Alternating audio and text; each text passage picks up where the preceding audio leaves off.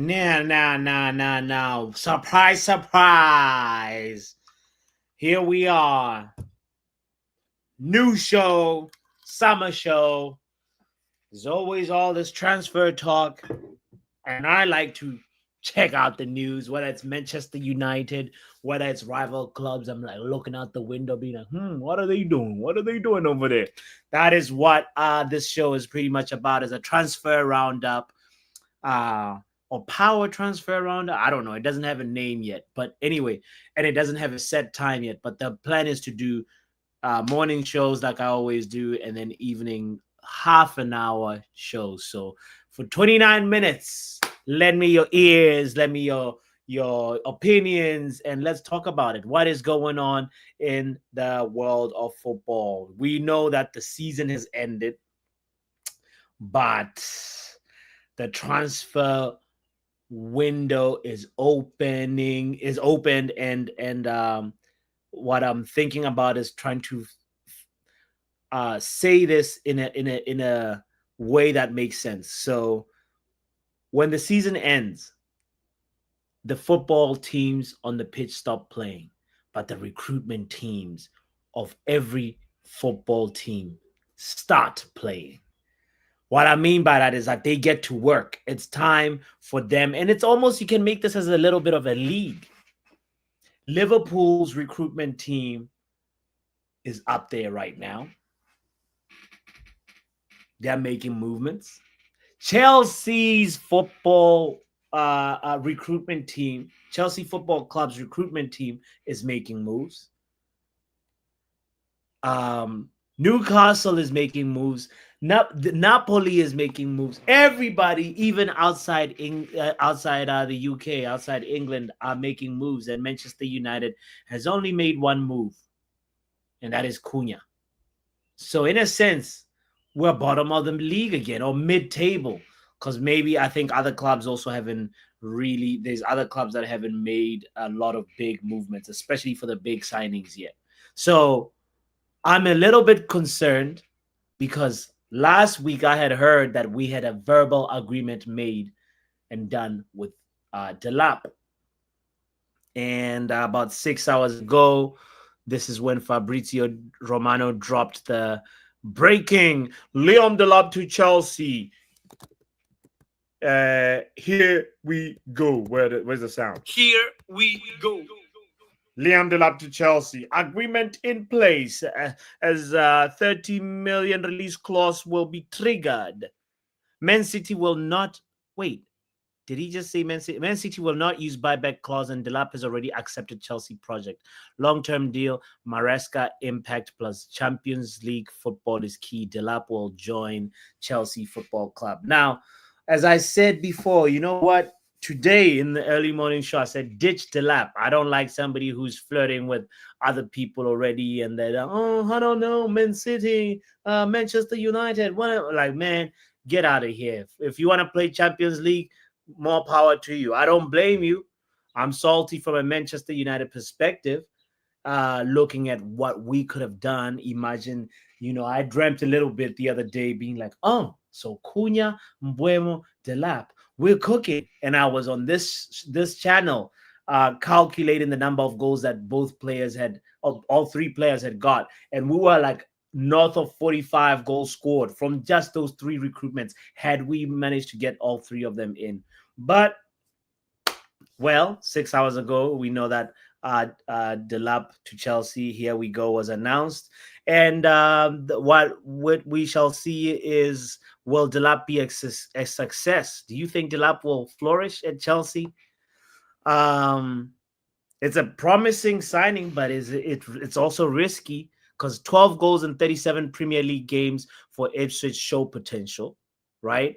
And Enzo Maresca is, I think he has a connection with Delap, some familiarity, and that could ease his acclimatization of how things go in Chelsea. And we know that Chelsea is very much into this youth project, and they gain a striker from the champions for the Champions League as well, because like they need depth in Champions League, right? They will be competing in the domestic cups. They'll be competing in the Premier League. So, all things considered from Chelsea standpoint, this transfer makes sense. But there'll be competition for places, right, in the Chelsea squad, because there's still a question mark on Sancho, and it's more looking like they might keep him. We'll keep an eye on that situation as it develops. But also there is the fact that Christopher Nkunku is leaving Chelsea. So Delap really feels like he's guaranteed some time on the pitch. I'm not sure exactly what Chelsea's plan with Nicholas Jackson is, who actually, in my opinion, has not been an utter flop. Nicholas Jackson, I know he's one of those people that like people make fun of because of his connections and activities, shall I say, with Astrid and Astrid Wet, another content creator. If you don't know about Astrid Wet, just look her up. Anyway, thank goodness I've not seen any of her like football content, because I'm sure she was very vocal when Chelsea won the Conference League. But whatever, enough on Astrid. But Nicholas Jackson is who we're talking about, and I bring up Nicholas Jackson because he comes off as somebody that people banter Chelsea with, but he is actually a decent player when he look at his output, his stats in the Premier League. Just this season, he had 15 GA. Last season, he had 19 GA in the Premier League only. I'm not talking all competitions, right? Because Premier League is your bread and butter. And the reason why his GA was lower, part of the reason why his GA was lower this season is because he played 5 matches less. He appeared five times more in 2023-24 than in 24-25 season. So Nicholas Jackson is actually an okay forward, but I get it. Chelsea probably have ambitions of wanting to win the Champions League, so it makes sense that they want to get rid of Nicholas Jackson. And you know what? Fair play to them. I think they will probably be successful because, as I said, recruitment team-wise, Chelsea is also up there. They are top 4 men. The way they move in this transfer window is incredible. Salute to them, Todd Bowley, and how they operate business. Big up to Ronald, Stephanie as well in the building. Doctor in the building. Ronald, this is a new show. We're just gonna be here for half an hour. Just looking at just the different transfer football news that are going on. So it's not really like a call-in type. The call-in shows are in the morning. I think that's sort of like the format that I want to try out for a little bit, see how it goes. But do you think Delap will be a success at Chelsea? I kind of know Ronald's answer. I don't care. So I guess we shall see what happens. What happens with Liam Delap. I'm just a little bit mad that we did not secure this, because had we secured Delap and then we say Mbuemo is next, we're cooking. We'll be in a good place attacking wise, and we can focus on other parts of the team to rebuild. Whatever. We missed the Delap boat. There is another boat that's about to sail, by the way. Sesko, Benjamin Sesko to Arsenal. Can you believe that? Benjamin Sesko to Arsenal. Seems like it's happening. And another one that we miss out on, in my opinion. I feel like, the striker market is very limited, and we need to be moving fast. We can't let everybody get first dibs, and this is kind of happening every single day. Whenever there's not a "here we go" announced, we are actually putting ourselves in a bit of a pickle. Where are the outgoings? It seems like Sesko is going to Arsenal, and I can possibly speculate that a part of the reason why Sesko might have been like Delap, who've been willing to listen and entertain the Man United Ruben Amorim project. But because there's nothing really concrete, nothing really, decisive from Manchester United side. It looks like Arsenal are pushing for Sesko, and Sesko is listening. These rumors are heating up, by the way. Every outlet that I'm checking seems like Sesko to Arsenal is working out. This is can be corroborated by Fabrizio Romano saying, I understand Arsenal have started moving initial concrete talks for Benjamin Sesko deal. He's always been high on recruitment team management. Mikel Arteta's list with attempts to get the deal done rejected by Leipzig in May 2024 and January. Now Sesko will leave and Arsenal is on it. If Arteta gets Benjamin Sesko,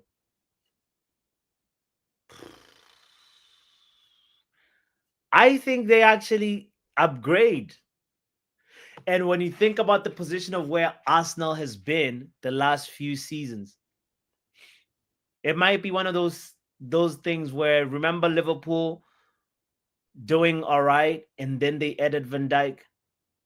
Matter of fact, they added Alisson first and then Van Dijk, like the following year or something like that. And it just feels like it's just the next push for a squad to just go to the next level. And I don't wanna like put this out there, but we might have to start dealing with the fact that Arsenal might end up becoming title winners. You know what I'm saying?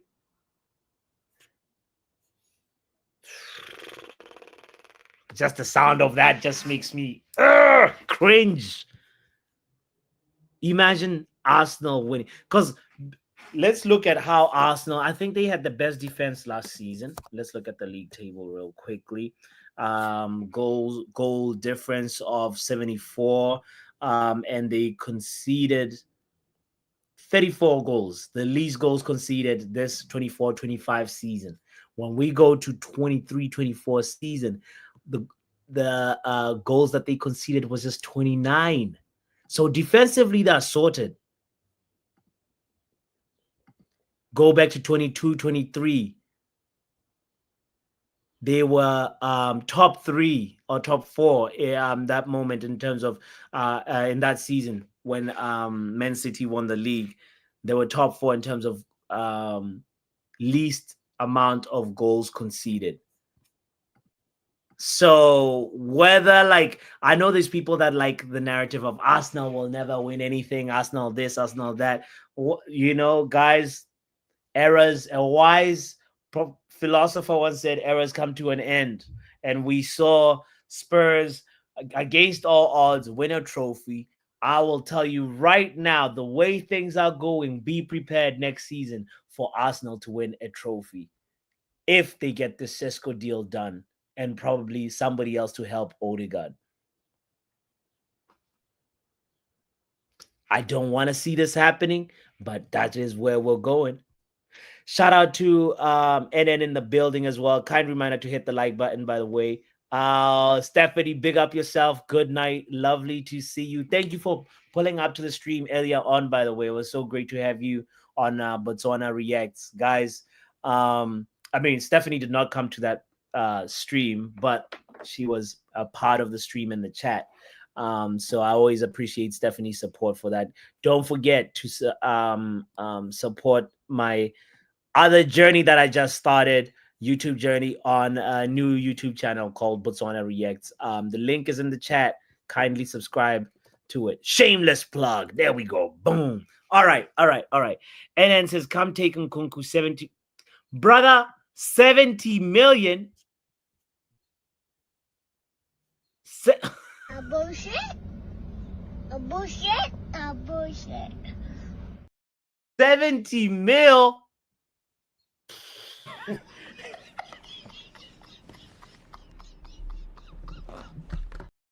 How many games did Nkunku? You guys have spoiled Nkunku and nobody's talking about it. Because Nkunku was good at Leipzig. Let's see how many times he scored this season. Oh my God. He does not even have 5 GA in the Premier League. Just 3 goals and 2 assists in 27 matches. NN. If I see you on the...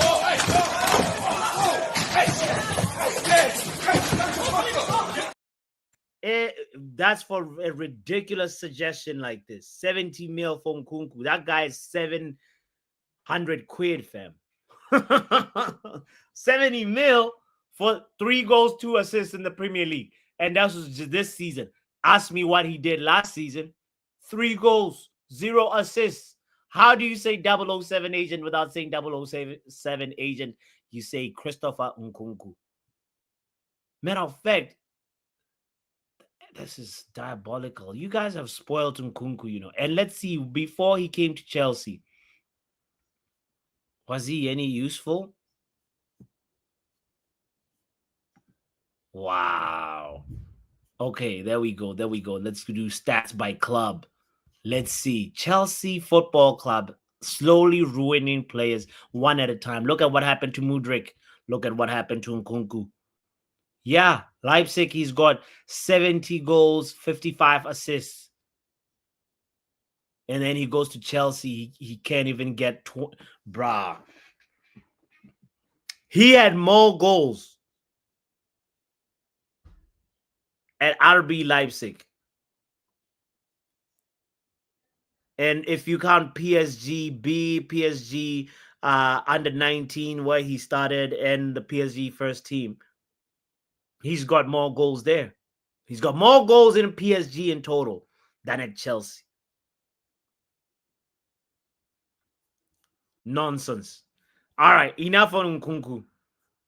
You guys spoiled him. I think he's a good player. I actually saw one time when I think it was Chelsea versus Man United. He came in as a sub, and all of a sudden Chelsea just started playing really well. And yeah, and I never really saw Nkunku at all this season, you know, which really sucks for him. But anyway, back to Sesko to Arsenal. If you're just joining, Benjamin, Sesko to Arsenal is heating up. Well, we've also talked about Delap going to Chelsea. It's kind of like a little bit of a Chelsea stream, you know, to be honest. We're talking Chelsea this, Chelsea that. Ronald says if Arteta gets Sesko, he will put him on the bench for Kai Havertz.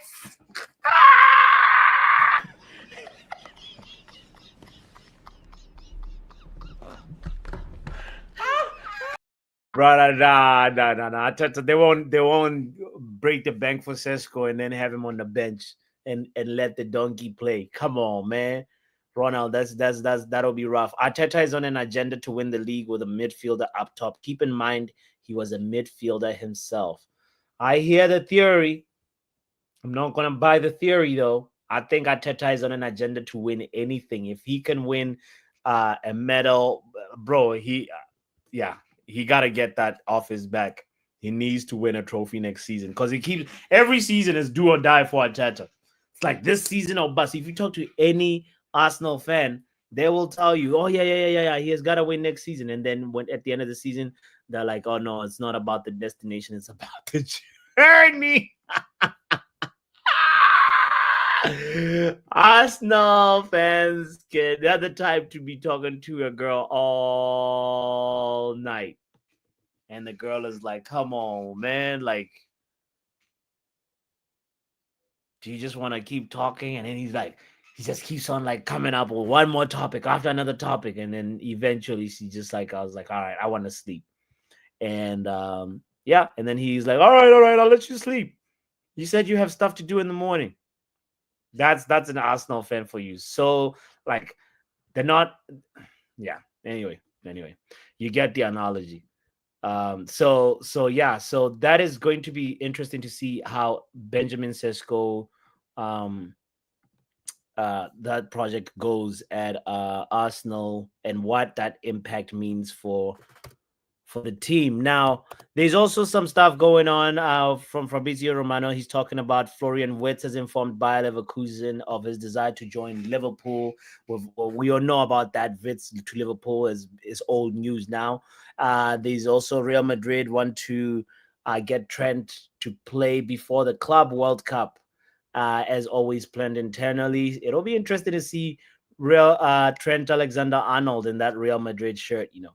I'm not ready for it. I'm not ready for that sort of like change, but I guess things are happening. Era's come to an end.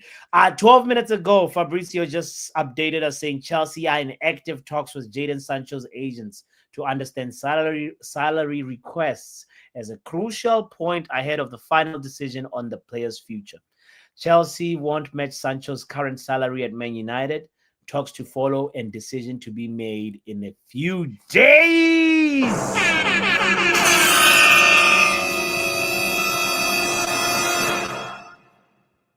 All right. Sign him now, please. The moment he scored, he looked really happy holding that trophy. Matter of fact, let me show you real quick. This is Jadon Traitor Sancho. Sign him now.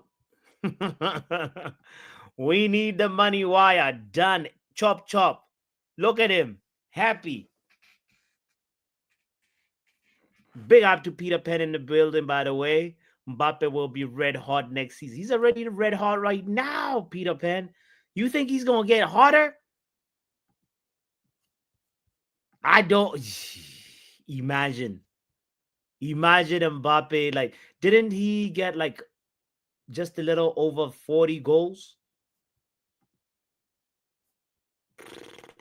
I am not ready for Mbappe to even be like more informed than this season. If what Peter is saying happens, Mamma mia.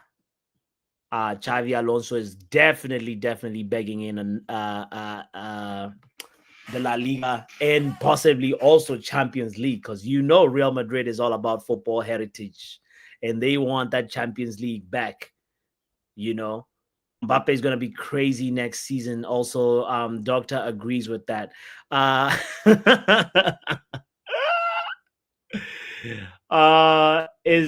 Is Job, he is supposed to be talking to a club approaching him. What is he talking about? Is he talking about Trent or is he talking about Mbappe? Because that's who we were just talking about, Ronald. Kindly clarify. Bruno looks to be leaving. His agent was in Saudi today. Oh, whoa. Yale said these words. Bruno looks like he'll be leaving because his agent was in Saudi Arabia. I think he's just there to hear what the offer is, like, because he's like, listen, that's his job, talking about people. Oh, maybe that's what Ronald is responding to. I'm so slow. I bet Ronald was just sitting there like, look at this dumb move. And now I just connected that Ronald was responding to, but it means that we have the same thinking, right? It means that maybe not the same speed, but the same logical conclusion. So yeah. I think Bruno's like, it makes sense that his agent, like, this will be the biggest payout he'll receive. Like the Saudi, if you manage to broker that deal, you gonna get some generational wealth too. So it's his job to go listen. And in my opinion, Yale, I don't think he's going. I don't want it to happen, and I don't think it's going to happen because why would you leave your Portuguese brethren? Just see what he's gonna cook. Just one season, see what he does. One full season with Ruben Amorim. That is what I would do if I was in Bruno's shoes. I understand Saudis are calling. I understand it. Or I could also tell my agent, yo, pick up the phone, talk to Xavi Alonso, or talk to Hansi Flick. His football would cook, though, at either club. Most likely Real Madrid, because they have the counter-attacking football a lot more than Barcelona. Barcelona playing gegenpress, a hybrid with tiki-taka football. So that's kind of an interesting scenario to imagine. Bruno in a Barcelona team or Bruno in a Real Madrid team. I feel Bruno in a Real Madrid team would be more dangerous. And it's just thinking about Kylian Mbappe, Trent, there's just too much. There's just too much firepower if ever that situation ever happened. But the Saudi thing, I think, from the Saudis, they're looking for the next attraction because the Ronaldo chapter seems like it might be also be coming to an end. But yeah, we shall see. We shall see how that one goes. Second happies of the year, says Omo Solo, who's also known as Sancho's stepdad, by the way. Yo, kindly check out Doctor's channel, by the way. Part one of the season wrap up posted by Doctor. Shout out to Doctor. Ronald Lock Fernandez in India. Don't let him leave. Yeah, he needs to be. Yeah, I cannot imagine Man United without Bruno Fernandez. Peter Pan feels Bruno should go. Man United needs the money badly. Time to rebuild. Rebuild with Bruno, Peter Pan. I understand the financial, practical point of view of how you're thinking about this. You must be a finance person, or maybe look at life like with a finance lens, which is nothing wrong, by the way. There's everything financially literate about that kind of like attitude and looking at the world. I respect it, but my heart would break if Bruno left. We need to build around Bruno. He's the one that's like the most informed player. He's the one that's like the fighter. You know what I'm saying? We need to get like three other Brunos, and we could become a problem. Shout out, by the way, to LMS in the building, by the way, who is saying bring back Welbs. I don't know if that means Welbeck or who's Welbs. I hope it's not Welbeck, because if not, we're putting LMS on timeout. United Talks community is the channel to support, by the way. Shout out to Doctor. That's her channel. Bruno isn't getting younger. Peter Pan is set on selling Bruno,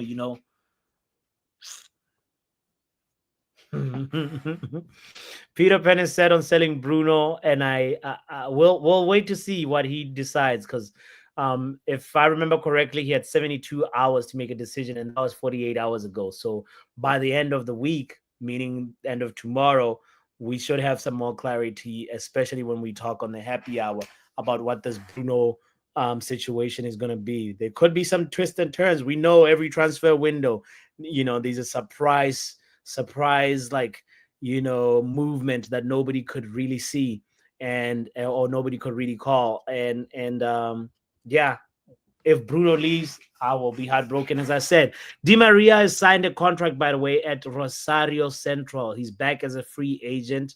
Shout out to Di Maria. I think he's just doing the whole full circle thing, going back to where he started. Rosario Central, right? Who else? Arsenal and Marquinhos. It's over between Arsenal and Marquinhos as Brazilian winger joins Cruzeiro on permanent deal until 2028. That's another loss. A loss for Arsenal. And what else? Let's see. Another current news. Napoli's next priority after Conte's decision to stay is to seal the Kevin De Bruyne deal soon. Napoli seems to have locked down Antonio Conte, who was threatening to leave because he had very, very strict demands on like the recruitment for the club, some salary demands as well. And it seems like they have sat down and talked it all out, and Antonio